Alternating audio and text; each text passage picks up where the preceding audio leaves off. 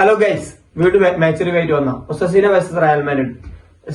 Real മാഡ്രിഡിന്റെ home match ആയിരുന്നു. Santiago Bernabeu വെച്ചാണ് ഈ മാച്ച് നടന്നത്. നല്ല മാച്ച് ആയിരുന്നു, അടിപൊളി മാച്ച് ആയിരുന്നു. ഇന്നത്തെ ഇതിനെ പറ്റി പറയുകയാണെങ്കിൽ എന്താ പറയാ, ഡൊമിനേറ്റ് പോയി ചെയ്ത ഫുള്ളും റയൽ മാഡ്രിഡ് ആയിരുന്നു. ഫസ്റ്റ് ഹാഫ് കളി സ്റ്റാർട്ട് ചെയ്ത പാടെ തന്നെ എംബാബിന്റെ ഷോട്ടിലായിരുന്നു കളി സ്റ്റാർട്ട് ചെയ്തത്.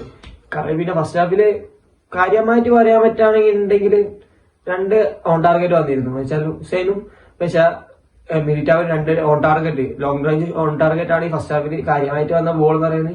ആ രണ്ട് ഷോട്ട് മാത്രമേ ഉള്ളായിരുന്നു. പിന്നെ ഫസ്റ്റ് ഹാഫ് കഴിയുമ്പോൾ 0-0 ആയിരുന്നു കളി.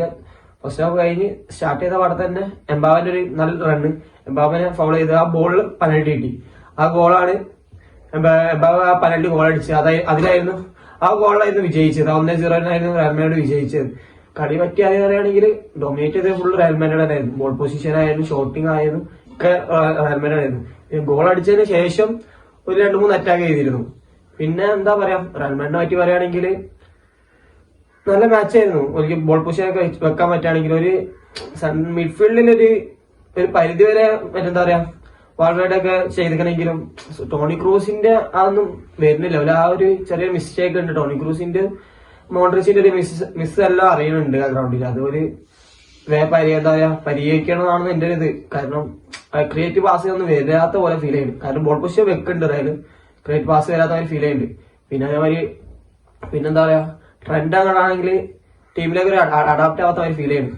ട്രെൻഡിന്റെ മറ്റേ എന്താ പറയാ റയലിലൊരു തീരെ അഡാപ്റ്റ് ആവാത്ത ഒരു ഫീൽ ചെയ്യുന്നുണ്ടല്ലോ. എന്നിട്ട് അതേമാതിരി പിന്നെ എന്താ ഫുൾ അറ്റാക്കിങ് വന്നതും ലെഫ്റ്റ് വിങ്ങിന്നാണ്. അൽവാരായാലും വിനീഷ്യസ് എംബാബയൊക്കെ കൂടുതലും ആ ഇതിനാ വന്നത്. എന്താ പറയാ ലെഫ്റ്റ് വിങ്ങിൽ നിന്നാണ് കൂടുതൽ അറ്റാക്കിങ് വരുന്നത്. പിന്നെ സ്റ്റോപ്പർ ബാക്ക് നല്ല ഉഷാറായിട്ട് നിൽക്കുന്നുണ്ട്. മിലേറ്റോ എന്ന ഇഞ്ചറി മാറി വന്നാണെങ്കിലും നല്ല നല്ല ടാക്ലിങ് കാര്യങ്ങളൊക്കെ ഉണ്ടായിരുന്നു.